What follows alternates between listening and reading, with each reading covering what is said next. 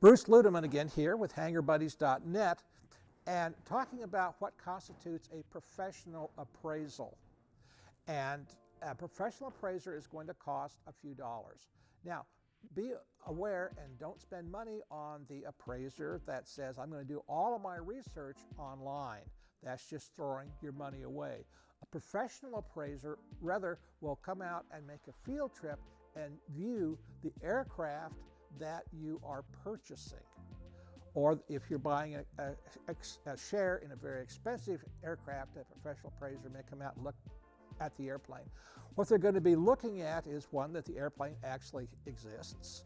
They'll also look at the log books and any entries that will tell you that the aircraft is up to date as far as any required repairs and inspection. The aircraft appraiser will also do a publication review, and that will assure the buyer that all necessary inspections and required repairs are current and up to date. They'll also do an electronics review. What are the available avionics on the aircraft, and are they current and up to date? One thing the appraiser will also notice, and very important to you, the buyer, is if there are any missing log entries. Now, the example of missing log entries, maybe there's a 3-year gap of log entries on that aircraft logbook, and that may be due to the seller was in the military and overseas for several years. Well, that needs to be noted, why there is that extended gap in the aircraft logbook. As long as it's logical, well, that's okay. And as long as any other things are up to date, like annuals and so forth, not a real big problem.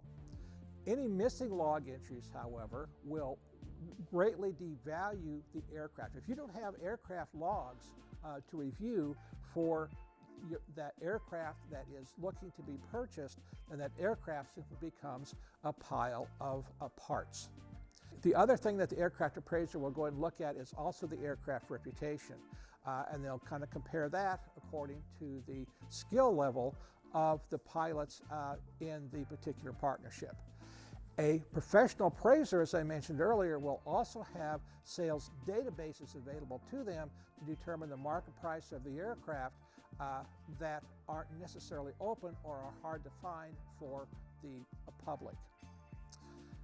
And we'll continue on with standards that a professional aircraft appraiser has to follow in just a moment.